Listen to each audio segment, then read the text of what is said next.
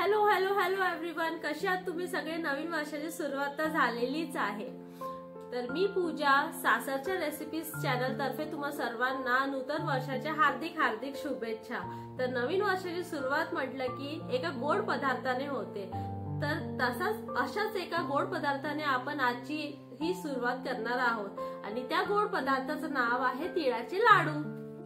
संक्रांत म्हटलं की तिळगुळ घ्या आणि गोड गोड बोला। मग संक्रांतीला तिळाच्या लाडूला कसं काय विसरू शकतो।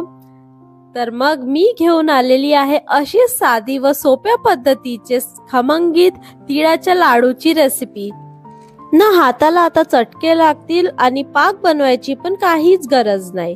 तर वेळ वाया न घालवता चला तर मग या साध्या व सोप्या अशाच रेसिपीला सुरुवात करूया। तर सर्वात प्रथम इथे मी एक लांब तळाची कढई घेतलेली आहे। यात मी 1 वाटी पांढरे तीळ घेत आहे।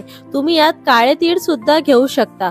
अर्धे वाटी काळे तीळ व अर्धा वाटी पांढरे तीळ असा प्रमाण घेतला तरी चालेल। तिळांना छान सुवास येईपर्यंत खमंगीत असं भाजून घ्यायचं आहे, किंवा तीळ असे चटचट नाचू लागले तर गॅस बंद करून द्यायचा आहे।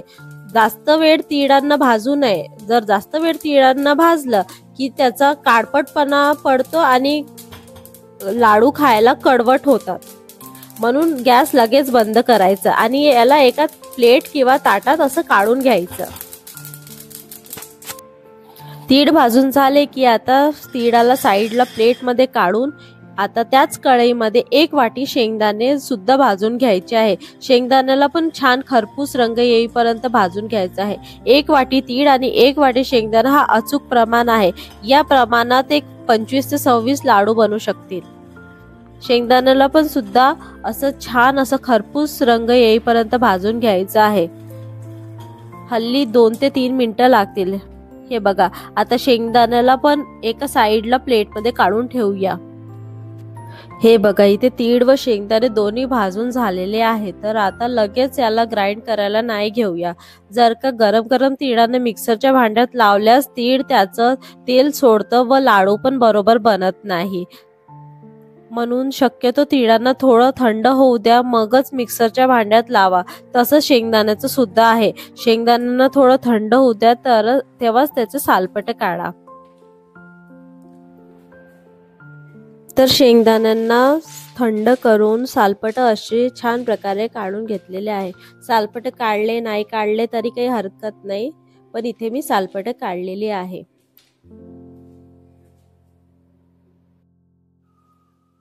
तर सर्वात प्रथम शेंगदाण्यांना मिक्सर मधून फिरवून घेऊया। जसं नॉर्मली आपण शेंगदाण्यांना ग्राइंड करतो तसंच करायचं आहे। एकदम याला पल्स मोडवर फिरवून घ्यायचं आहे। थोडेफार शेंगदाण्याचे दाणे राहिले तरी काही हरकत नाही, कारण की शेंगदाणे दाताखाली आले तरी ते खूप भन्नाट लागतात, एकदम छान लागतात ते खायला। एकदम पावडर म्हणजे एकदम मिक्सर मधून पावडर नाही करायचं। हे बघा, थोडस जास्त जाडसर राहिला आहे। मला थोडस अजून 1-2दा पल्स मोडवर फिरवायचं आहे, जास्त पण नको। बघा, मी 1-2दाच फिरवलेला आहे पल्स मोडवर। एकदम फाईन पावडर नाही करायची, लक्षात ठेवा। याची खात्री असू द्या की फाईन पावडर नाही करायचं। हे बघा, असंच पाहिजे, बिलकुल एकदम असंच। शेंगदाण्याचे थोडेसे 2-3 दाणे असे राहिले तरी काही हरकत नाही, कारण की जेव्हा आपण खातो ते खूपच छान लागतात। मग आता त्याच मिक्सरच्या भांड्यात तिळांना सुद्धा ग्राइंड करून घ्यायचं आहे। ते पण तिळांना पूर्णपणे थंड करून घेऊ। तिळासोबतच गुळ देखील टाकायचा आहे।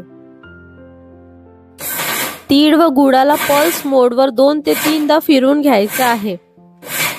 लक्षात ठेवा, पावडर नाही बनवायचंय, फक्त पल्स मोडवर लावायचं आहे। आता आपण चेक करून घेऊया।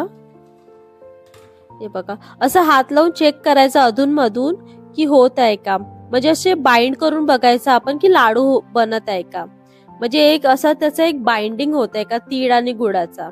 शेंगदाणे पण बाकी आहे म्हणून आपण याचा लाडू नाही बनवणार आहे, फक्त असं बाइंड करून बघायचं। जर नसेल तर अजून गुळ टाकायचं। जर तीळ आणि गुळाचं बाइंडिंग नसेल होत, लाडू नसेल बनत, तर अजून गुळ टाकायचं आणि मग नंतर अजून चेक करायचं या दोघांचं बाइंडिंग होत आहे का। हे बघा, मी पल्स मोडवर अजून 2 ते 3दा लावला आहे।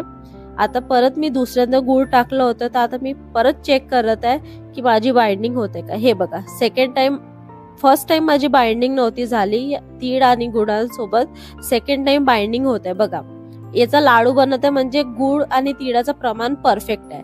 हे बघा, मी दाखवत पण आहे. तर मग आता लाडू बनवायची तयारी करून घेऊया. इथे मी तीळ व गुळाच्या मिश्रणाला एकत्र करून ठेवलेला आहे. बघा, तर त्यातच मी हा जो शेंगदाण्याचा तयार केलेला कूट आहे ना, यात मिसळून घेत आहे.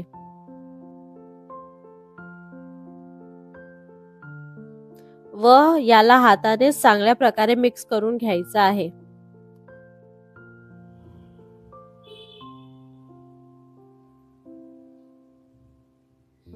अजून एक्स्ट्रा फ्लेवर साठी इथे मी वेलची पूड सुद्धा टाकत आहे.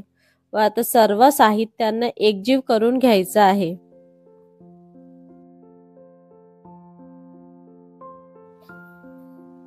व आता इथे मी लाडू बनवून बघत आहे. हे बघा, बरोबर बनत आहे की नाही. हे बघा, बनत आहे. 1 वाटी तीळ व 1 वाटी शेंगदाणा आणि गुळाचं अचूक प्रमाण आहे. सो यात लाडू पण व्यवस्थित बनत आहे. हे बघा, तुम्ही तुमच्या हिशोबाने साईज करू शकता. छोटे, मोठे, लहान कसे हवे तसे साईज करू शकता लाडूचे. हे बघा, व्यवस्थित असा शेप आलेला आहे. बिन पाकाचे, हाताला चटके न लागता. हे बघा, बनलं की नाही, किती छान मस्त. आणि जरी का तुमचे लाडू अशा प्रकारे नाही जमले तर काय करायचं ना, मी तुम्हाला सांगते. तूप घ्यायचं, तुपाला थोडंसं गरम करायचं गॅसवर आणि तुपाची अशी एक धार सोडायची या मिश्रणात आणि सगळ्यांना एकजीव परत करायचं. आणि बघा, लाडू किती सहजतेने, खूपच सहजतेने बनतील. हे बघा, जर नाही बनले तर मी तुम्हाला सांगतेय, नाही बनले तर तुपाची अशी धार सोडायची गरम करून, थोडंसं हलकंसं, जास्तही नाही, कडकडीत पण नाही, थोडंसं गरम करून आणि यावर अशी तुपाची धार सोडायची. आणि मग बघा, तुपाने या मिश्रणाला बाइंडिंग सुद्धा येईल. छान लाडू बनतील तुमचे. अशी टेक्निक तुम्ही ट्राय करून बघा.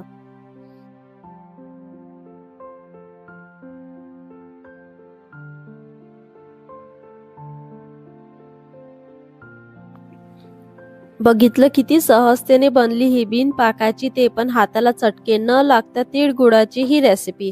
अशा सोप्या रेसिपीज करिता माझ्या चॅनलला लाईक, शेअर, सबस्क्राईब करा. माझ्या इन्स्टा ID ला पण फॉलो करा. लिंक खाली डिस्क्रिप्शन बॉक्स मध्ये देत आहे. माझं अजून एक चॅनल आहे पूजा बेले व्लॉग म्हणून, त्याची पण लिंक खाली डिस्क्रिप्शन मध्ये देत आहे. त्याचा पण इंस्टाग्राम ID आहे पूजा बेले म्हणून आणि सासरच्या रेसिपीज चॅनल म्हणून. सो प्लीज तिथे जाऊन चेकआउट करा आणि कॉमेंटमध्ये प्लीज मला सांगत चला की माझे रेसिपीज तुम्हाला कसे वाटतात. तर आणि सबस्क्राईब पण करत चला, शेअर पण करत चला. आता सगळे ठीक आहे. Thank you, tata, bye bye.